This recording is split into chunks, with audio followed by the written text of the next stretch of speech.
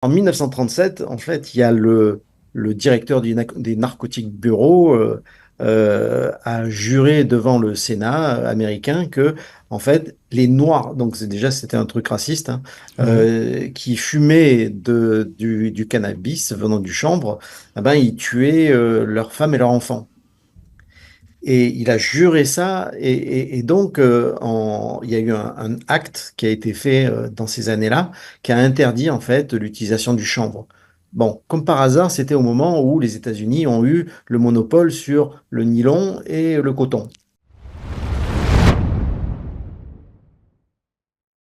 Bonjour à toutes et à tous, bienvenue sur Nexus, on parle de santé naturelle aujourd'hui. Pourquoi est-ce autant sujet à débat de nos jours? Pourquoi des produits qui coûtent si peu d'argent à produire deviennent controversés dans les médias milliardaires? On entend qu'ils vont toujours dans le même sens bizarrement.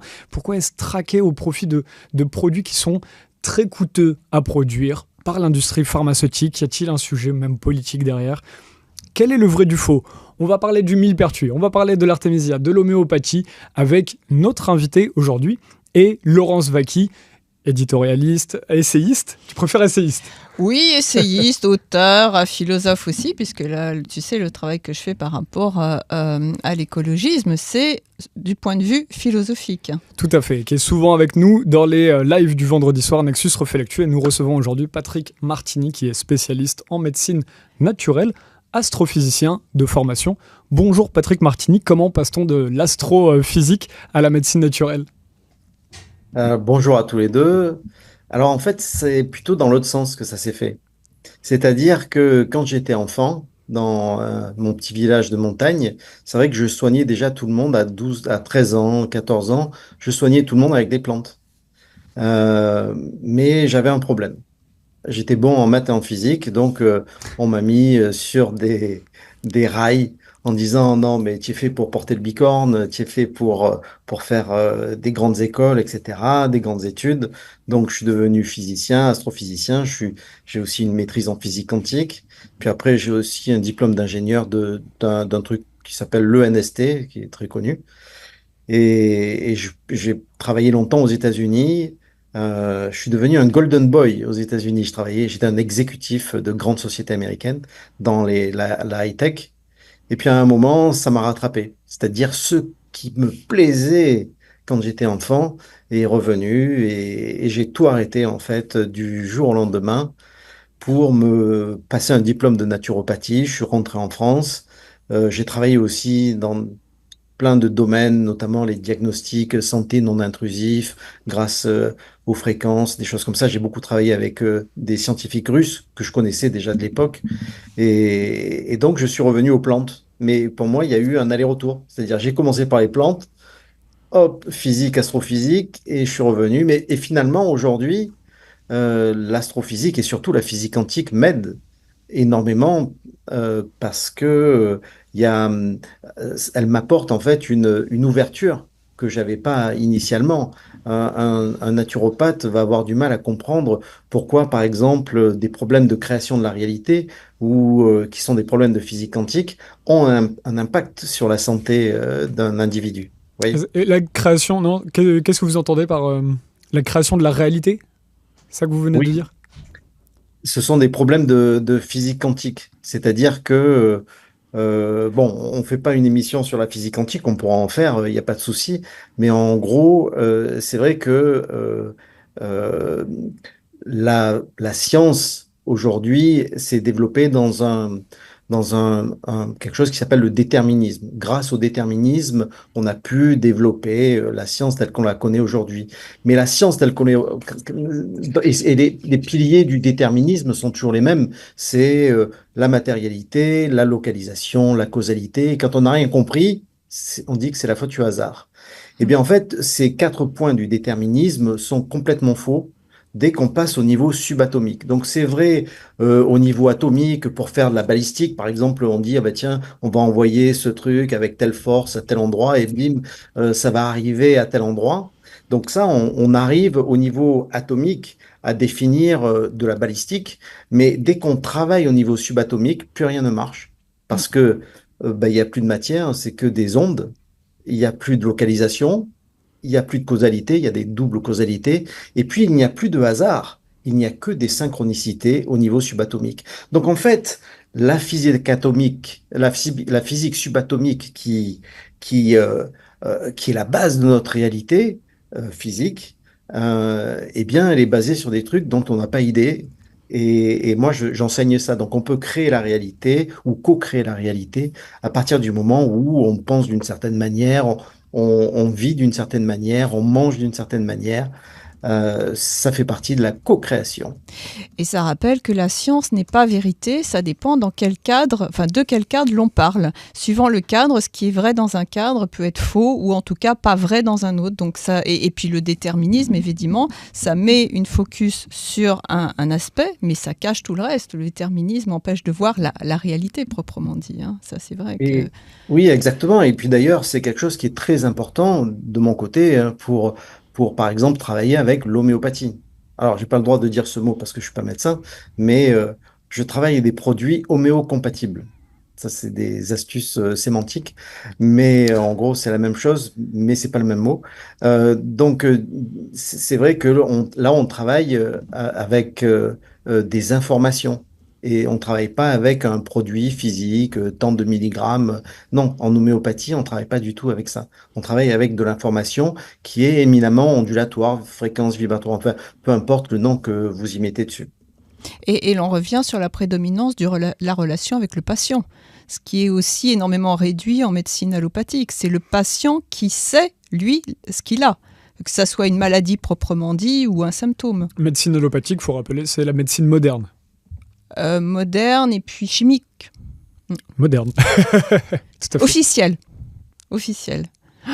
Oui, oui, oui, oui, oui. Alors après, on peut jouer avec les mots parce que moi, je fais de la phytothérapie qui peut être vue comme une médecine traditionnelle. Mais on va pas, on peut appeler aussi allopathie médecine traditionnelle. Donc, je sais pas, ça dépend des référentiels. Mais en gros, moi, ce que je dis, c'est que il y a de la médecine symptomatique, hein, c'est-à-dire qu'aujourd'hui, l'allopathie est essentiellement basée sur l'élimination d'un symptôme hein, parce que on a mal, on a un bouton là, bon effectivement, on met une crème là et ça va aller mieux. Euh, donc on enlève le symptôme, on enlève le bouton. On va pas se poser la question pourquoi il y a un bouton et pourquoi il est là. Euh, je pense qu'aujourd'hui, la médecine allopathique euh, et la chirurgie surtout a fait des progrès extraordinaires. Hein, si on a un accident de voiture, on va pas se mettre un cataplasme d'ortie quoi dessus. On va aller à l'hôpital, ils vont nous recoudre, ils vont nous mettre des vis et on va pouvoir remarcher comme avant. C'est vraiment important d'apprécier en fait les progrès phénoménaux qui ont été faits ces dernières années. Mais après, pour les problèmes de maladies chroniques, de maladies sociétales, hein, et ça peut être aussi bien de cancer que des maladies cardiovasculaires, que du diabète ou l'obésité, hein, qui n'est pas vraiment une maladie. Hein. Mais eh ben, là, la phytothérapie, l'homéopathie, euh, et puis le suivi de la personne, il faut vraiment faire un suivi aussi bien, on va dire, physiologique que émotionnel. Hein, eh ben là, on a vraiment des résultats extraordinaires, bien supérieurs à ce que pourrait faire l'allopathie avec avec une pilule. Qui suppose qu'on n'a qu'un corps, quoi, hein, mécanique, en Oui, réalité. oui, c'est ça. Alors qu'on est un écosystème très complexe. Aujourd'hui, vous avez jusqu'où vous pouvez aller dans vos travaux, dans ce que vous vendez dans la médecine naturelle, vous aujourd'hui, en tant que non guérisseur autorisé.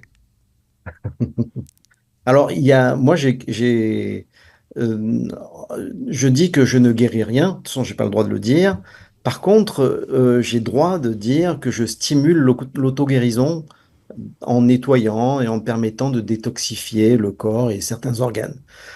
Parce que c'est assez rigolo, mais l'auto-guérison ne fait pas partie des plates-bandes de la médecine allopathique aujourd'hui. Donc, on est plutôt sur ce domaine-là. Et c'est vrai en plus. C'est vrai que on fait confiance au corps pour qu'il se répare lui-même. Quand on a un os cassé, c'est vrai qu'il va se réparer tout seul, si tant est qu'il est droit, qu'il n'y a pas une fracture ouverte. Mais la stimulation de l'auto-guérison, c'est vraiment quelque chose qu'il faut absolument donner et sur lequel il faut travailler. Qu'est-ce que tu risques au niveau sémantique s'il y a des glissements, si au lieu de dire j'ai un client, tu dirais j'ai un patient? Qu'est-ce qui peut être mis en place et qui gênerait ta pratique actuelle? Ben, j'ai juste eu des visites, c'est tout. Hein, c'est des visites, des gens qui viennent au labo, qui ont un dossier comme ça sur moi et qui disent, mais non, mais vous n'avez pas le droit de dire ça. Alors moi, je dis, ok, ok, il n'y a pas de souci. Hein. Mais après, voilà, il y a deux personnes de la DDPP qui sont venues il n'y a pas très longtemps qui m'ont dit, mais on peut pas, bientôt, vous allez plus pouvoir utiliser le verbe soulager parce que ça va être, comme vous êtes un professionnel de la santé, bah, vous aurez plus le droit d'utiliser ce verbe-là. Je dis, OK, pas de problème, mais à ce moment-là, est-ce que je peux utiliser un mix entre, par exemple, chouchouter et soulager? Alors, ça serait choulager.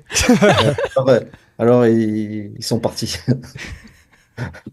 Non, mais voilà, la sémantique, ça a ses limites pour piéger quelqu'un, quoi.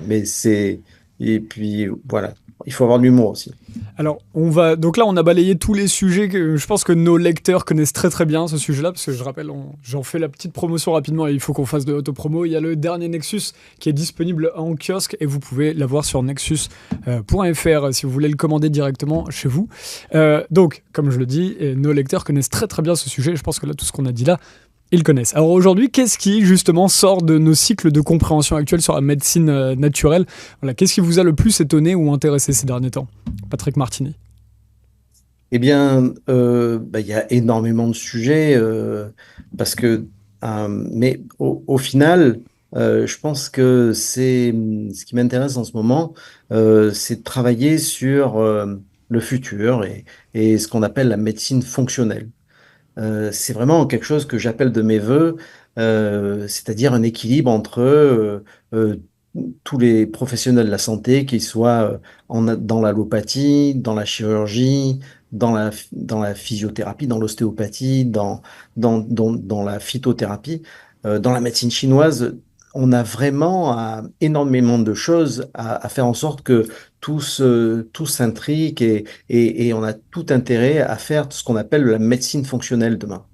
Et ça, c'est vraiment quelque chose qui m'intéresse au plus haut point.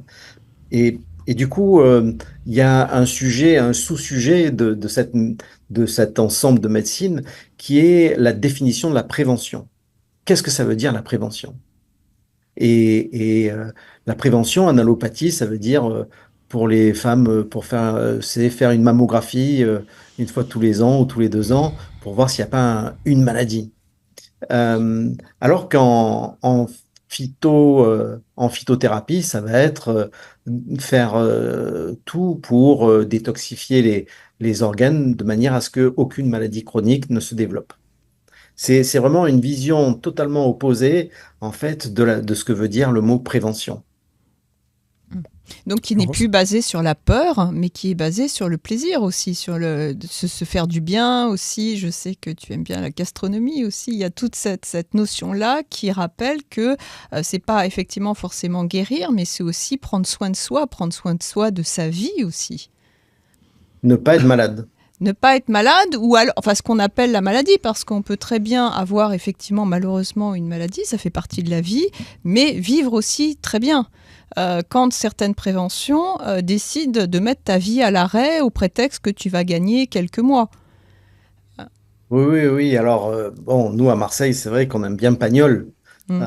Et c'est vrai que c'est le docteur, c'est Spock, non? C'est ça? C'est le docteur Spock qui disait que tout homme en bonne santé est un malade qui s'ignore, juste pour faire peur à ses patients. Il disait ça, c'est dans Pagnol. C'est, oui, c'est le Spoons, non? Oui, Non, attends. mais du coup, c'est typique de bon, de certains médecins ou de certaines techniques qui consistent à faire peur, hein, et de manière à dire, ah ouais, non, mais si tu fais pas ça, tu vas mourir, ouh là là, on dirait que tu as une grosse maladie. Euh, donc c'est vrai que la peur est quand même quelque chose qui est très intéressante pour stimuler quelqu'un à faire un traitement. Mm.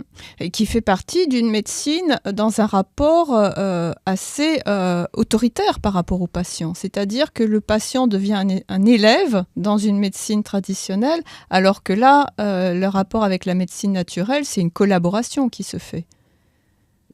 C'est ça, et alors c'est ce que je disais un petit peu quand on a discuté avant l'émission.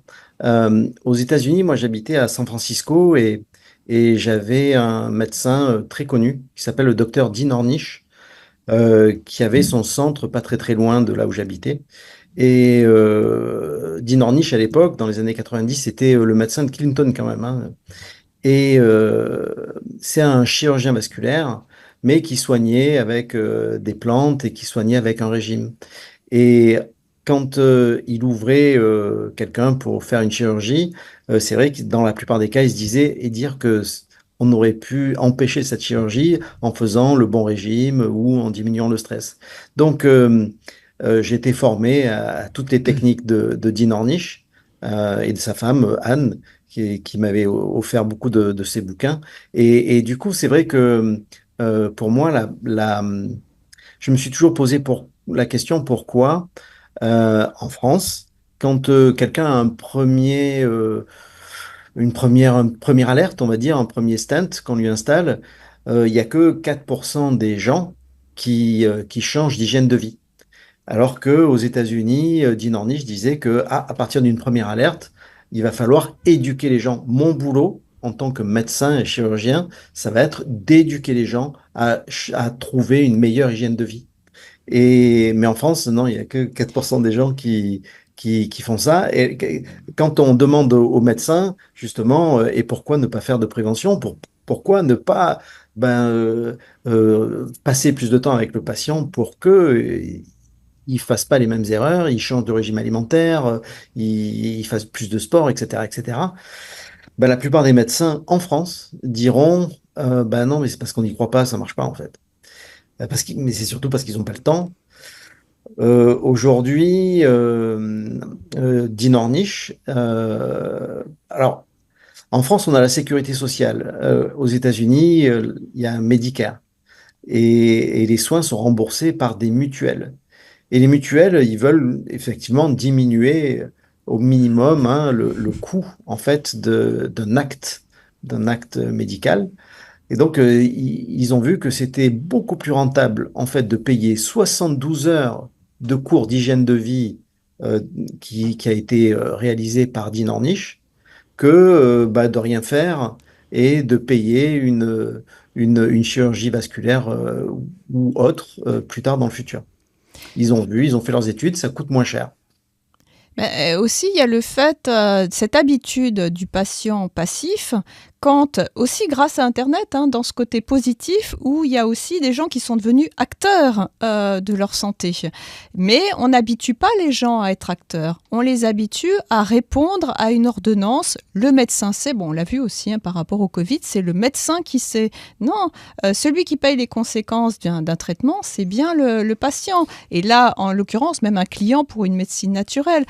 Donc de devenir acteur de la même façon. Alors je voulais revenir, hein, c'est Knock qui a Oui. dit cette citation extraordinaire, qui est une réalité, qui était déjà une réalité au début du XXe siècle. Voilà. Mais c'est très intéressant ce que tu dis, Laurent, ce que tu disais juste avant. C'est marrant de comment on a l'habitude de présenter les choses. C'est-à-dire, on dit il y a une forme d'ingénierie sociale, on ne nous habitue pas à penser la médecine de cette manière-là. En fait, c'est pourquoi est-ce qu'on laisserait les gens, pourquoi est-ce qu'on laisserait les institutions, le gouvernement dicter notre manière de se cultiver sur la médecine. C'est là où, à l'inverse, tu peux retourner la question. Et pourquoi est-ce qu'on ne se prend pas en main et qu'on ne va pas chercher nous-mêmes différents savoirs sur la médecine naturelle, la médecine allopathique. Il ne faut pas attendre que ce soit les institutions qui nous disent soignez-vous comme ci, comme ça. Et à l'époque, il y avait beaucoup plus de culture qui était élargie là-dessus avec les rebouteux, etc. Il y avait une vraie culture d'aller chercher la médecine près de chez soi. Patrick. Et aujourd'hui, il y a vraiment énormément de plateformes, il y a vraiment énormément de podcasts, hein. Moi, je suis animateur sur Complètement. Nutri Radio, hein, où il y a énormément de médecins. Il y a moi depuis, enfin, c'est ma 5e année sur Nutri Radio où j'ai une émission hebdomadaire sur la santé. Mais il y a plein de médecins fantastiques qui donnent de très très bons conseils et qui prennent le temps en fait d'éduquer les gens. Je pense que l'éducation, c'est plutôt l'ignorance qui rend les gens obédients face à un traitement. Et c'est l'éducation qui va les sortir de là et qui va vraiment nous faire converger vers une médecine fonctionnelle. C'est une web radio, Nutri Radio? Nutri Radio, oui, oui, c'est Ouais. une radio sur le web euh, qui est aujourd'hui la plus grosse radio sur la médecine. Alors, il y a 70% de musique des années 80 et 90, et puis on est 17 intervenants avec plusieurs émissions par jour. C'est que des podcasts de 20 minutes, et moi j'ai fait 124 podcasts ouais, aujourd'hui. Ça peut être intéressant d'aller suivre effectivement les chaînes spécialisées là-dessus, puisque comme on venait de le dire juste avant, c'est très important que les gens puissent se cultiver un petit peu là-dessus. Allons sur des sujets un petit peu touchy, là, qu'on puisse dynamiser un petit peu cette Allez, on émission. y va. Il Allez, y a allez. la maison de l'Artémisia, moi ça me passionnait à l'époque sur les travaux de Lucille Cornet-Vernet, qui mettait en avant justement l'Artémisia, qui était revenue au moment du Covid où on en parlait pour soigner, puisque l'Artémisia peut permettre de soigner toutes les maladies pulmonaires virales. Viral. Voilà, et dont notamment les pulmonaires. Et donc ça peut marcher sur la grippe. Et on se posait la question sur le Covid à l'époque, c'était extrêmement critiqué, mais c'était déjà critiqué même d'avant, où on disait que la maison de l'Artémisia n'était pas du tout compétente en paludologie, donc parce que l'Artémisia est soignée est utilisée depuis des millénaires pour traiter le palu. D'aussi loin de ce qu'on connaît de l'histoire. Et sauf qu'aujourd'hui, bizarrement, depuis le 21e siècle, ça devient une plante extrêmement dangereuse que tout le monde prend sauvagement en portions de dizaines de kilos, de litres, de tonnes de litres.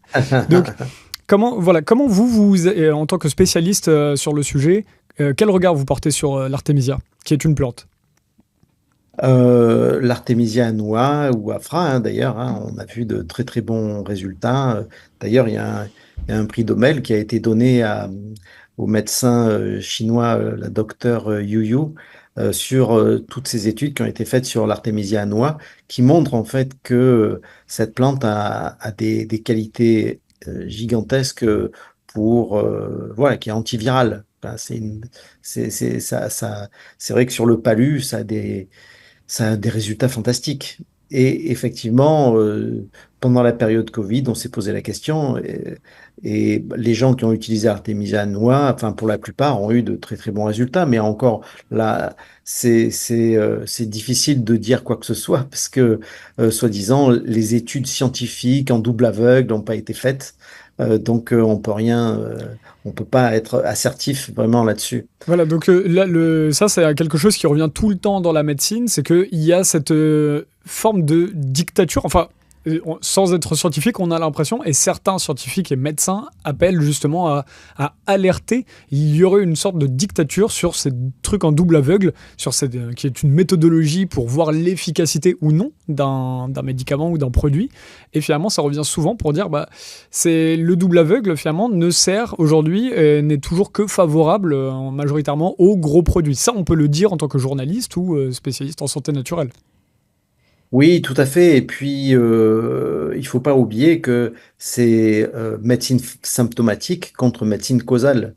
Euh, Quand on a un symptôme, c'est vrai que c'est beaucoup plus facile de travailler avec une méthode de cette manière randomisée en double aveugle, quoi. Parce que justement, il y a ou il n'y a pas le symptôme.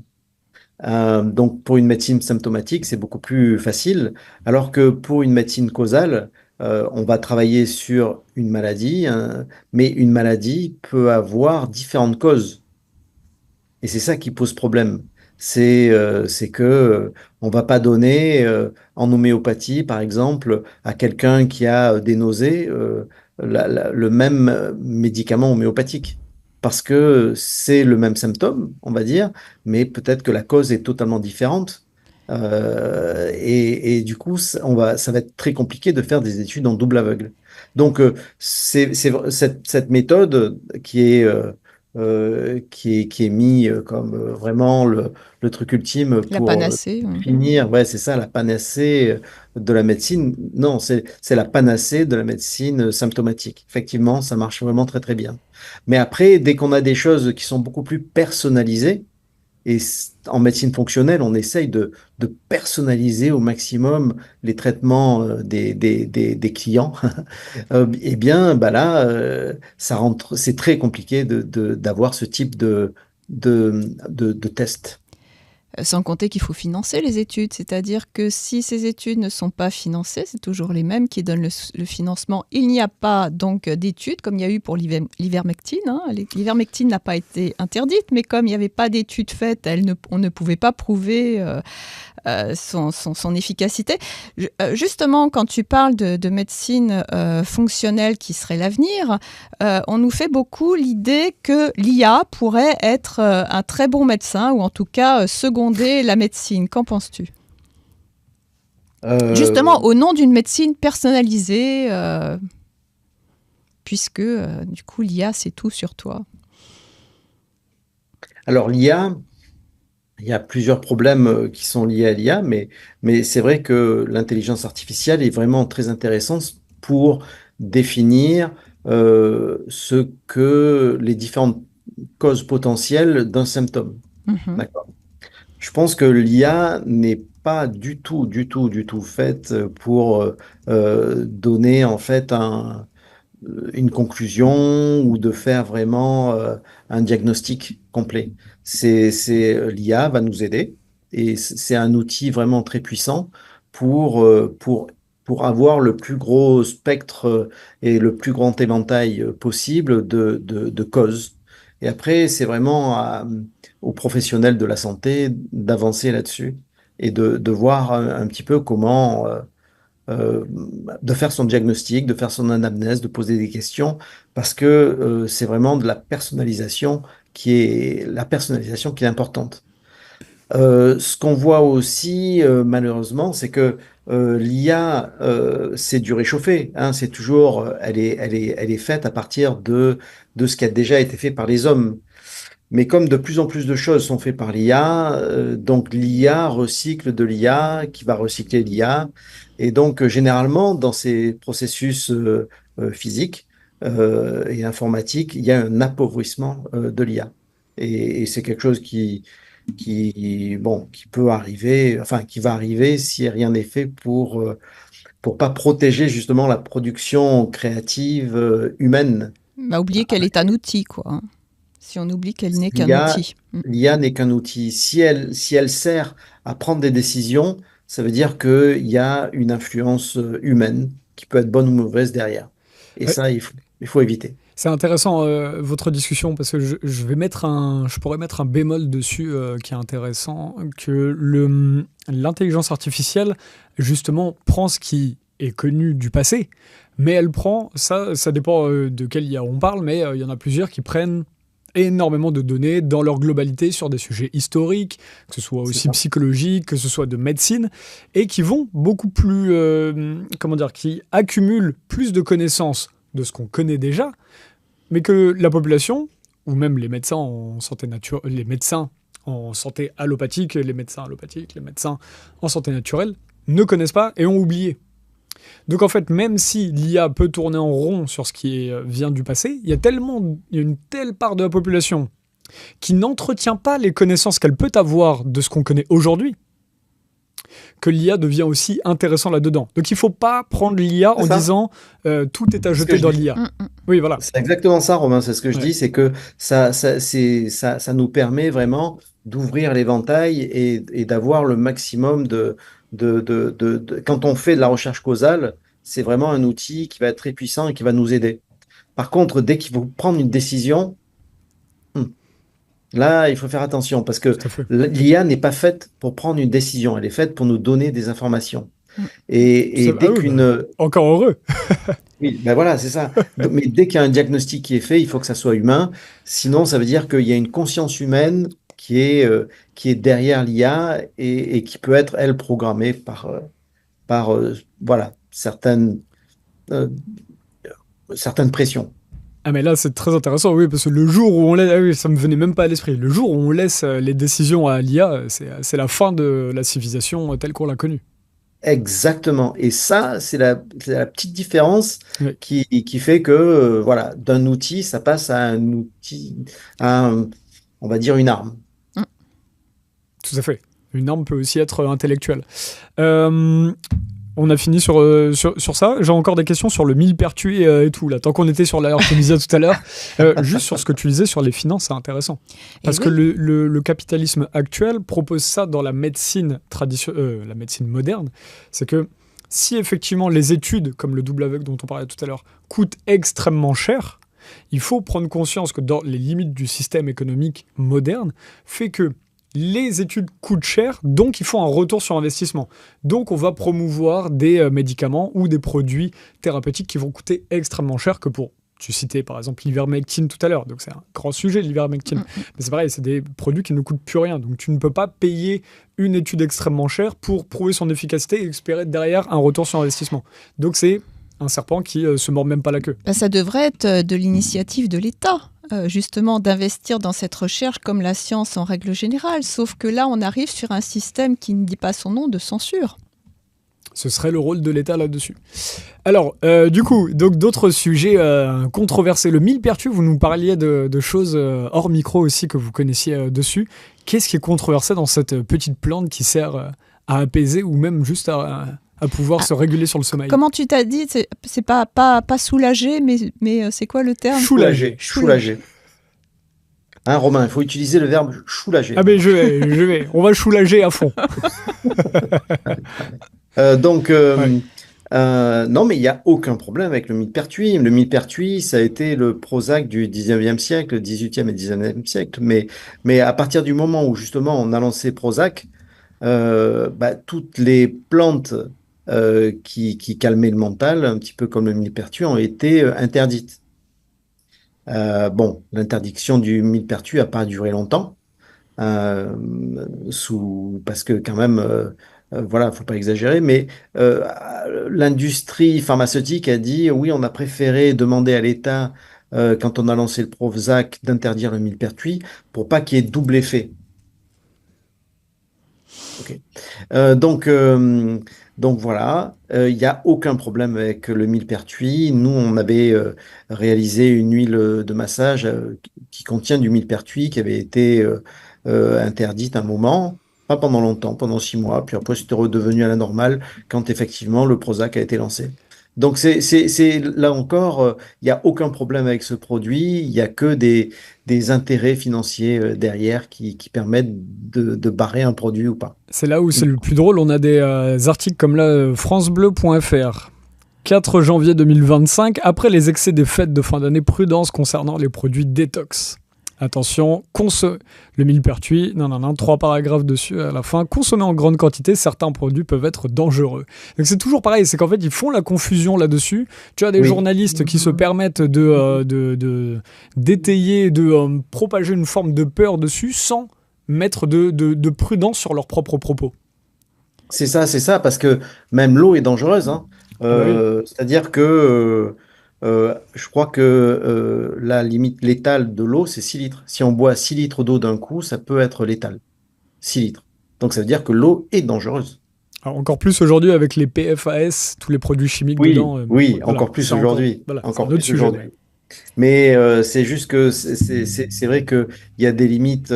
C'est vrai que je l'ai lu, enfin, parce que je suis un lecteur de Nexus depuis 15 ans, quoi, on va dire. Et Continuez comme ça, vous êtes sur la bonne voie. Je rigole. ça fait partie de mon IA, hein. Ah non, Et tout donc, est du fait par coup, IA dans ce magasin. Je déconne, je rigole. non, c'est vrai que là aussi, c'est pas parce qu'il y a il y a des relations, qu'il y a une corrélation. Par exemple, sur l'eau, moi, j'ai remarqué que tous les gens qui sont morts avaient bu de l'eau 24 heures avant de mourir. Mais c'est pas pour autant que c'est à cause de l'eau. Vous voyez ce que je veux dire? Tout à fait. Il y a pas, il y a une relation, mais il n'y a pas une corrélation. Vous voyez ce que je veux dire? Mm. Mais c'est fou. Attends, tiens, je te donne la parole, Laurence, mais c'est dans leur article. Derrière leur apparence très anodine et naturelle, ces infusions contiennent parfois des plantes comme le millepertuis qui ont des effets inattendus. Alors, ils prennent un toxicologue. L'exemple typique, c'est le millepertuis, qui a un certain nombre de vertus. Mais si la consommation est importante, c'est toujours pareil. Et c'est en fait, c'est la seule chose qu'ils savent dire, en fait. Oui. Et j'aimerais bien voir les conflits d'intérêts de ce monsieur. Enfin, conflits d'intérêts. Non. Enfin, est-ce qu'il a des intérêts avec Qui d'autres? devraient être annoncés, hein? Oui. Enfin, en fait, il faudrait mettre dans les articles de journaux toxicologue qui est payé tant par l'État ou par Pfizer ou qui vous voulez, quoi. Mais Oui. ça montre l'énorme pouvoir du système, donc là, le laboratoire Prozac, qui est capable de faire interdire un produit, ne serait-ce que 6 mois, enfin, des plantes pendant 6 mois. Enfin, c'est phénoménal quand même, ce pouvoir. C'est Tout à fait. d'une plante, évidemment, qui a toujours existé, ça on s'en doute, qui a toujours été utilisée et dont, évidemment, n'importe quel produit, suivant sa dose, peut devenir toxique ou les effets secondaires. Enfin, on ne peut pas dire que la médecine allopathique est dénuée de tout effet secondaire, c'est le moins qu'on puisse dire. Mais c'est un peu pareil pour justement l'alimentation, hein. D'ailleurs, cet été, il y avait un très beau nexus sur la sécurité sociale de l'alimentation, parce que justement, ça fait partie de mes dadas actuellement, puisque nous, on utilise l'alimentation comme notre médecine. Mais l'alimentation et la densité nutritionnelle des aliments n'est pas protégée. Et par rapport aux études que j'ai faites, parce que au labo ici, j'ai la table de composition des aliments de 1976, quand je compare avec les aliments d'aujourd'hui au niveau nutritionnel, sur tous les nutriments, je suis entre -20 et moins 60%. Donc, l'alimentation, qui était censée être notre médecine, la base de notre médecine, la base de notre santé, eh ben, par un défaut aujourd'hui, hein, par le fait qu'il n'y ait pas de la sécurité sociale de l'alimentation, eh bien, n'est plus quelque chose qui est propice et qui est favorable à notre santé. Et c'était ce qu'on se disait en fait hors caméra. Là, je suis en train de regarder en même temps que quand on fait cette petite discussion. Mais c'était ce que vous nous aviez dit. Le millepertuis, c'est utilisé. Moi, je connais assez peu. Hein, je le dis. On est journaliste généraliste. Moi, je suis pas spécialisé en santé naturelle. C'est utilisé. Ça fait concurrence aux antidépresseurs. C'est une plante qui agit tout de suite sur le moral des personnes. C'est-à-dire que si tu en prends, tu en mets dans des tisanes en dose, ça va. Tu vas pas. On n'en boit pas 3 litres d'un coup. C'est quelque chose qui va agir sur le système nerveux apparemment pour justement produire des molécules qui vont jouer sur le bien-être. Donc effectivement, ça veut dire, est-ce que vous me confirmez ma lecture? Ça veut dire que là j'entends que c'est un concurrent direct aux antidépresseurs comme le Prozac ou n'importe qui tout de suite ont été, qui depuis les années 70 font des millions de bénéfices par an. Il y a même des psychiatres qui alertent sur les antidépresseurs en disant que au début c'était bien pour soigner les revenus du Vietnam et aujourd'hui, et pas aujourd'hui, 2 ans après la mise en place des antidépresseurs, ça marchait tellement bien qu'ils ont donné, selon j'ai oublié le nom de ce psychologue, je vais vous le retourner, le psychiatre, il disait maintenant on les utilise sur des enfants de 15 ans comme des revenus du Vietnam. Ouais, c'est ça, c'est ça. Et en plus, c'est addictif, hein, Bah parce que voilà. cette famille de produits, les benzodiazépines, sont addictifs, hein, et c'est vraiment très compliqué de s'en sortir. On est accroché, on est addict. C'est addictif le millepertuis aussi? Pas le mien. Vous avez votre Non, non, dose de non, c'est pas du millepertuis, tout non? addictif. T'as pas besoin de ta dose de millepertuis, non, mais c'est bon. Alors, ça me rappelle une histoire qui est une histoire parce que dans mon village, au siècle dernier, c'est vrai que la culture numéro un, et c'était le cas dans pas mal de fermes partout en Europe, c'était le chanvre. D'accord? Ouais. Parce que le tissu, le cordage, les voiles, tout était basé sur le chanvre, parce que ça permet de faire un tissu qui est imputrescible, qui est très costaud, hein. Et les cordes à base de chanvre étaient très costauds. Et puis, on peut faire énormément de choses avec le chanvre, des protéines, de l'huile, etc. Et en 1937, en fait, il y a le directeur des narcotiques bureau a juré devant le Sénat américain que, en fait, les Noirs, donc c'était un truc raciste, hein, Ouais. qui fumaient du cannabis venant du chanvre, eh ben, ils tuaient leurs femmes et leurs enfants. Et il a juré ça, et donc il y a eu un acte qui a été fait dans ces années-là, qui a interdit en fait l'utilisation du chanvre. Bon, comme par hasard, c'était au moment où les États-Unis ont eu le monopole sur le nylon et le coton, par hasard. Comme par hasard. Et effectivement, dans mon village, quelques années après, ils ont dit, oh là là, il y a plus personne ne veut acheter de chanvre parce qu'on va tous mourir en fumant le chanvre. Donc, c'est vraiment l'effet récréatif du chanvre qui a permis d'éliminer en fait la culture du chanvre partout en Europe. Et bon, alors en ce moment, ça revient parce que c'est une plante extraordinaire, mais c'est une plante extraordinaire aussi parce que c'est la seule plante qui peut s'interfacer directement avec notre cerveau. Parce qu'elle a deux neurotransmetteurs. On a dans notre corps un système qui s'appelle le système endocannabinoïde qui crée des neurotransmetteurs qui vont permettre l'homéostasie, par exemple, du système nerveux. Donc, c'est un neurotransmetteur qui s'appelle CB1. Ben, en fait, ce CB1, il est aussi créé par le chanvre. Donc, le chanvre, cannabis, hein, qui vient d'ailleurs, la Canebière, c'est l'endroit où il y avait le Ah, cannabis, ah oui. à Marseille, hein, au Vieux-Port. C'était l'endroit où il y avait le cannabis. Mais c'est aussi une plante qui s'interface directement avec notre cerveau et qui permet de rétablir l'équilibre du cerveau. Donc en fait, ce directeur des narcotiques bureau, en 1937, a fait interdire le chanvre, mais plus tard, 30 ans après, on s'est aperçu qu'il avait menti. Et c'était là aussi pour des intérêts financiers. Oui, parce que rendre assassin avec du chanvre, il faut vraiment avoir un esprit très particulier quand même. Il a dû se tromper de drogue, à mon avis. L'homéostasie, c'est un système de Ouais. régulation du fonctionnement psychique humain. Comment est-ce que vous le définissez? Oui, c'est ça. C'est-à-dire que au niveau du système nerveux, par exemple, quand vous êtes à 0 et puis paf, vous passez à 1, il y a un truc qui vous énerve, eh ben, en fait, le CB1, c'est ce qui va vous ramener vers le 0. Hein, c'est-à-dire que ça va ramener l'équilibre de manière à pas rester sur le 1 Ok. trop longtemps, ce qui fatiguerait notre corps de manière trop délétère. Il y a une expérience qui a été faite. Ils ont voulu arrêter, je ne sais pas où ça en est, justement sur des gens qui étaient en dernier stade et qui avaient le droit médicalement d'utiliser le cannabis.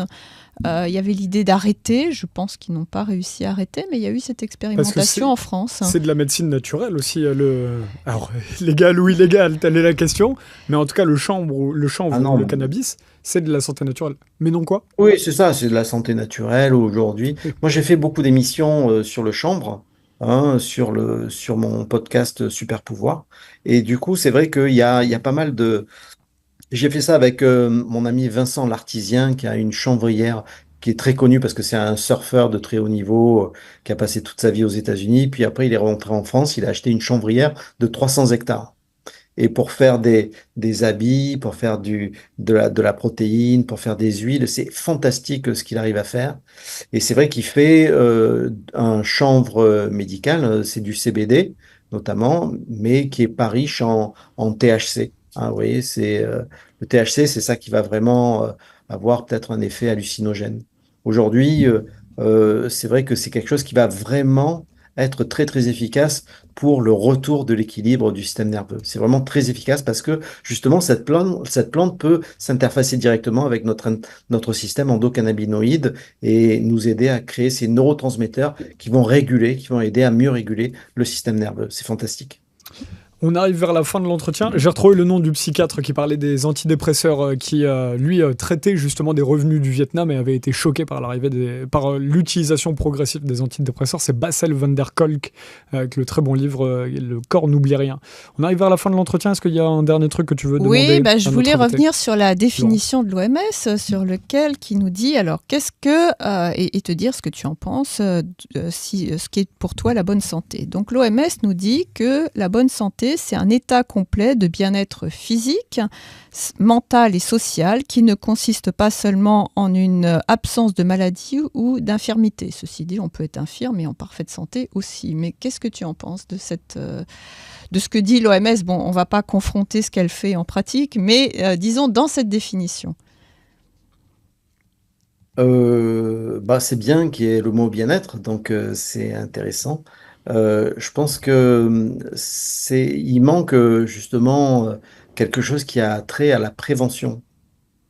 Mais la prévention telle qu'on en a parlé au début de l'émission, c'est-à-dire c'est-à-dire la santé doit promouvoir la santé. Elle doit faire en sorte que les gens ne tombent pas malades.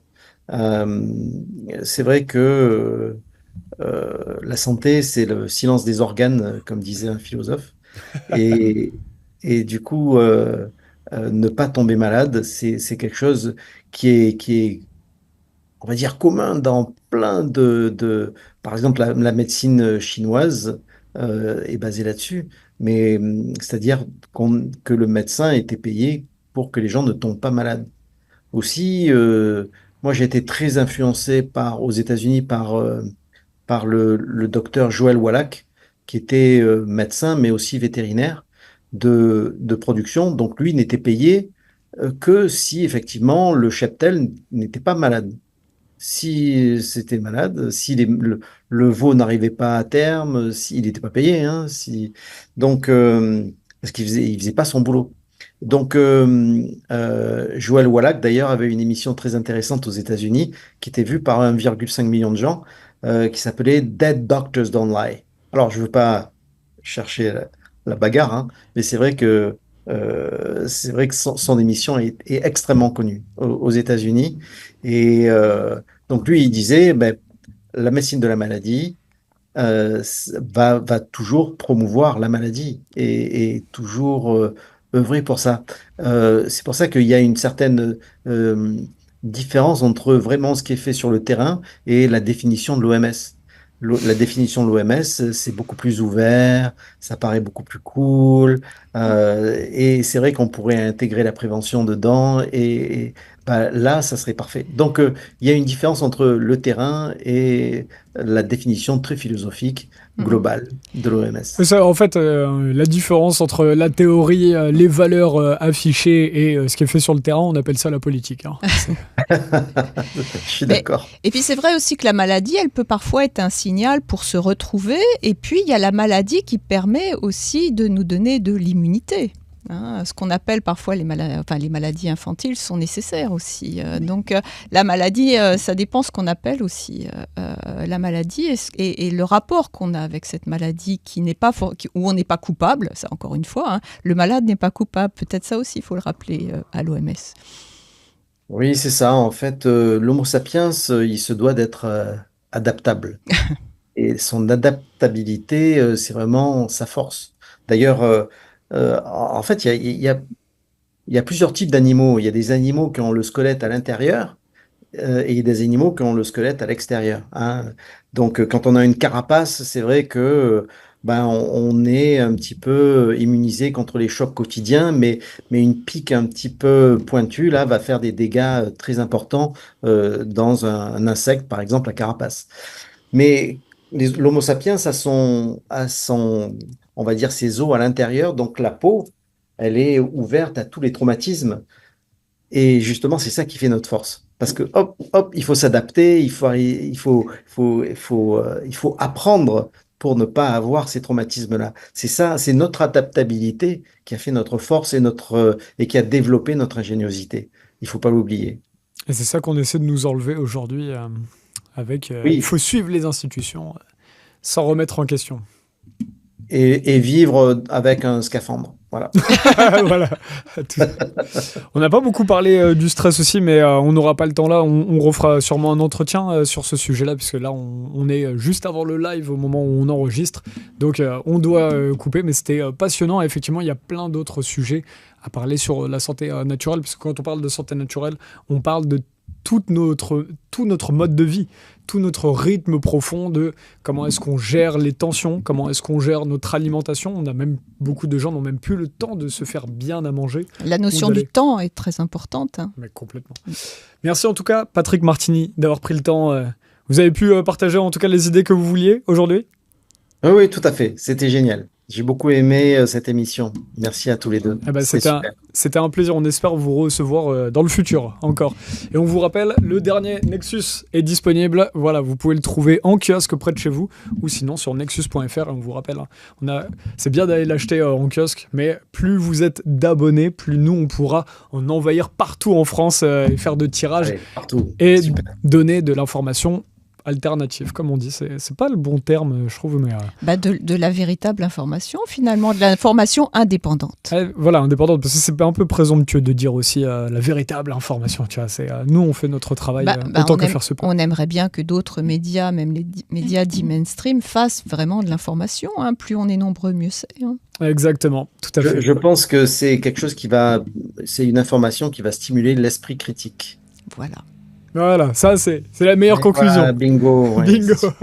On vous retrouve sur, rappelez-nous, radio. Donc sur la radio Nutri Radio. Et mon émission s'appelle Super Pouvoir. Et vous avez un site internet? Oui, le site internet, c'est le site de mon labo qui est zlabo.fr. zlabo.fr. Vous avez toutes les informations. Merci à vous deux. À bientôt et partagez cette vidéo sur tous vos réseaux préférés. Merci. Au revoir à tous. Au revoir.